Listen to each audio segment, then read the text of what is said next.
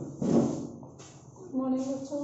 आज हम आपकी 10th क्लास की इकोनॉमिक्स की जो बुक है उसके अंतर्गत अध्याय 3 पढ़ेंगे, मुद्रा और साख, है ना बेटा। मुद्रा और साख में हम पढ़ेंगे कि मुद्रा क्या होती है और साख क्या होता है, और इसी चैप्टर के अंदर हम बैंकों के बारे में पढ़ेंगे कि बैंकों के क्या क्या कार्य होते हैं, बैंकों में निवेश से क्या होता है, इन्वेस्टमेंट क्या होता है ना।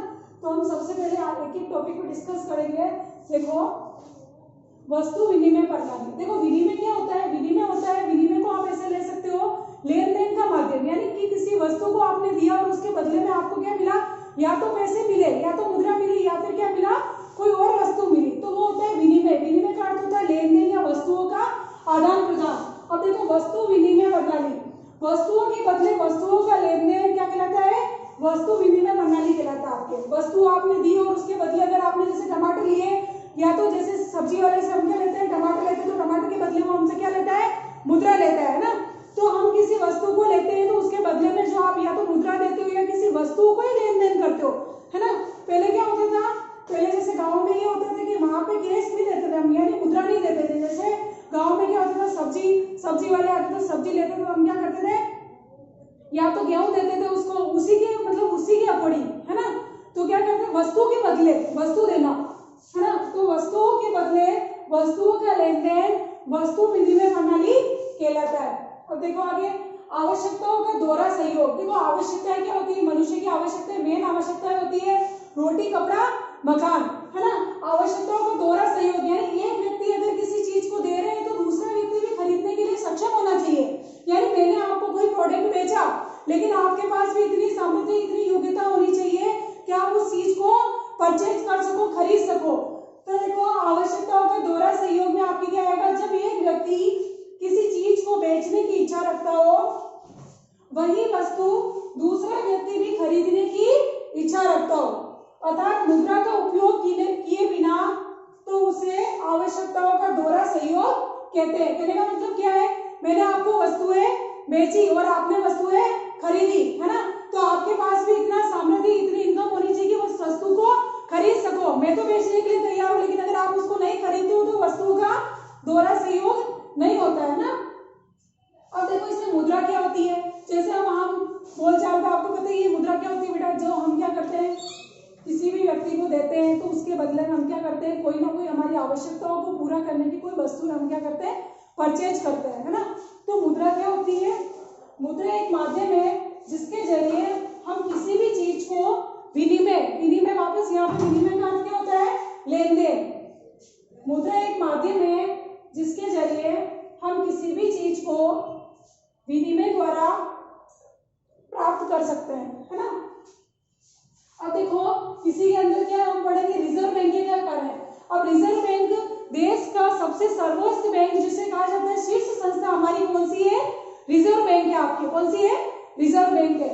रिजर्व बैंक क्या करता है? देखो, हम जो होते हैं ना, दूसरे बैंक जो होते हैं क्या होता है, हम उनसे डायरेक्ट जुड़े हुए होते हैं, प्रत्यक्ष रूप से जुड़े हुए होते हैं, लेकिन रिजर्व बैंक से हम कस्टमर क्या होते हैं, अप्रत्यक्ष रूप से जुड़े होते हैं, है ना। उसका रीजन क्या है? रिजर्व बैंक से जो जुड़े होते हैं वो बेटा दूसरे जो बैंक होते हैं, वो बैंक क्या करते हैं, रिजर्व बैंक उन दूसरे बैंकों को, या जो हमारे जो कॉमर्शियल बैंक ले लो आप, रिजर्व बैंक ऑफ इंडिया के अंतर्गत जैसे आप ले लो ICICI बैंक ले लो, पंजाब नेशनल बैंक, है ना। इन बैंकों को रिजर्व बैंक क्या करता है, छोटी छोटी राशि को उधार देता है, और इन बैंकों से हम वापस क्या करते हैं, अपने लेन देन का कार्य स्टार्ट करते हैं। हम इन बैंकों से लेते हैं। लेकिन अगर आपसे पूछा जाता है क्या रिजर्व बैंक कस्टमर से, ग्राहकों से डायरेक्ट जुड़े हुए होते हैं, तो आप क्या करोगे, रिजर्व बैंक ग्राहकों से प्रत्येक रूप से जुड़े हुए नहीं होते हैं, है ना। तो जैसे आपके बैंक, जैसे हर एक स्तर पर बैंक होते हैं, ग्रामीण स्तर पर सबसे बड़ा बैंक अगर आपको पूछा जाए तो बताओ आप क्या नाम लोगे उसका? ग्रामीण स्तरों पर आप याद रखोगे राष्ट्रीय ग्रामीण विकास बैंक, नाबार्ड एक शीर्ष संस्था है। जैसे भारत में कौन सा है, रिजर्व बैंक ऑफ इंडिया शीर्ष संस्था है ना, जो जिसको बैंकों का बैंक कहते हैं, ठीक है। हमारी सभी जो भी बैंक होती है अपनी सभी जमाएं क्या करती है, रिजर्व बैंक में रखती है। अब देखो, रिजर्व बैंक ये क्या कार्य करता है, रिजर्व बैंक मुद्रा जारी करता है, कोई अन्य बैंक नहीं करता है। ये जो भी आपकी बैंक की जो मुद्राएं होती है वो कौन जारी करता है, रिजर्व बैंक जारी करता है। बैंक में स्वयं सहायता समूह की कार्य प्रणाली पर ये नजर रखता है। क्या करता है ये,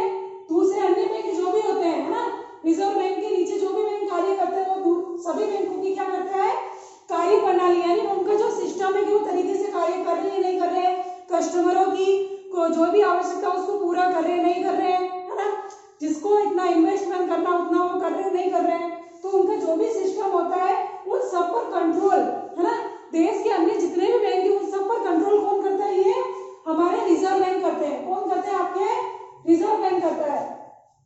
अब देखो ब्याज की दरों को निर्धारित करना, यानी कि आप बैंक में पैसा जमा कराते हैं दूसरे बैंकों में, हम रिजर्व बैंक में नहीं कराते, हम अन्य सभी बैंकों में क्या करते हैं, पैसा जमा करवाते हैं आप, तो उसके ऊपर कितना % ब्याज लगेगा, मतलब ब्याज की रेट हमेशा क्या होती है आपकी, चेंज होती रहती है ना। तो ब्याज की दरों को क्या करती है रिजर्व बैंक, निर्धारित करती है कि 2% रहेगा, 3% रहेगा, कब किस समय में कितना ब्याज कितने मुद्रा पर लगेगा, तो ये सब जो मनी के ऊपर जो तय करता है वो कौन करता है, आपके रिजर्व बैंक करता है। आगे देखो, मौद्रिक नीति की समीक्षा करना, समीक्षा होती है ऑडिटिंग, उसकी जांच पड़ताल करना कि मौद्रिक नीति सही है या नहीं है, उसकी समीक्षा भी कौन करता है, आपके रिजर्व बैंक ऑफ इंडिया। बैंकों की कुछ राशि का नगद संचयन करना, रिजर्व बैंक क्या करता है, कुछ भी राशि अगर उसके पास होती इकट्ठी होती तो उसको क्या करता है, वो संचयन यानी भंडारण के रूप में, यानी उसको फंड के रूप में रखता है, यानी जब भी जरूरत होगी तो वो दूसरे बैंकों के क्या दे सके, उधार दे सके, तो कुछ राशि को अपने नगद रखता है अपने पास, है ना। इसी के अंतर्गत आप ये भी देख सकते हो, जैसे अनुसूची बैंक होते हैं, तो अनुसूची बैंक में आप क्या देखते हो, ऐसे बैंक जो रिजर्व बैंक की द्वितीय अनुसूची में शामिल होते हैं, उन्हीं बैंकों को हम अनुसूची बैंक भी कह सकते हैं ना। अब देखो मुद्रा के आधुनिक रूप, यानी आधुनिक रूप में मुद्रा के कौन कौन से रूप देखने को मिलते हैं, हमारे कागज के नोट, सिक्के, चेक, यूपीआई, क्रेडिट कार्ड और डेबिट कार्ड। ये तो आपने सुना ही होगा, क्रेडिट कार्ड क्या होता है, डेबिट कार्ड क्या होता है। क्रेडिट कार्ड क्या होता है, जिसमें कोई भी बैंक क्या करता है, किसी भी कस्टमर को देता है ना, जारी, जब कस्टमर एक अप्लाई करता है तो उसमें क्रेडिट कार्ड बैंक जारी करता है, उससे बैंक क्या करता है, निश्चित राशि ग्राहकों के खाते में डाल देता है, वो जब चाहे जब उस राशि से कोई भी सामान परचेज कर सकता है, और बाद में बैंक उस राशि को क्या करता है, जब उसके पास होता है कस्टमर के पास, तो उस राशि को वापस वो क्या कर सकता है, काट देता है ना। डेबिट कार्ड को आप एटीएम कार्ड भी कह सकते हो, है ना। एटीएम कार्ड क्या होता है, एटीएम कार्ड, एटीएम की फुल फॉर्म क्या होती है, देखो एटीएम की फुल फॉर्म होती है ऑटोमेटिक टेलर मशीन, है ना। भारत में आपको ये याद रखना है, भारत में 4 स्थानों पर आपसे पूछा जाता है, भारत में इसी चैप्टर के अंदर मुद्रा और साख में, कि भारत में ऐसे कौन से स्थान है जहां पर नोट छपाई का कार्य होता है, जहां पर नोट छापे जाते हैं, है ना। आप क्या करोगे, भारत में 4 स्थानों पर नोट छपाई का कार्य किया जाता है। देवास पड़ता है बच्चों अपने एमपी के अंदर, मैसूर, नासिक और सालमोनी आता है आपके पश्चिमी बंगाल में, है ना। ये 4 नोट छापने के कारखाने हैं, और नोट कौन छापता है, भारतीय रिजर्व बैंक की मुद्रा जारी करता है। और ये रिजर्व, इसी चैप्टर में क्या है, भारतीय रिजर्व बैंक की क्या कार्य है, ठीक है, वस्तु विनिमय प्रणाली, जिसमें वस्तु एवं सेवाओं को लेन देन होता है, वो वस्तु विनिमय प्रणाली होती है। इसके अंतर्गत हम आगे पढ़ेंगे चेक। देखो आपके चेक क्या होता है, चेक होता है एक ऐसा विवरण पत्र होता है ना, इसकी परिभाषा आप लिखना चाहो तो लिख सकते हो।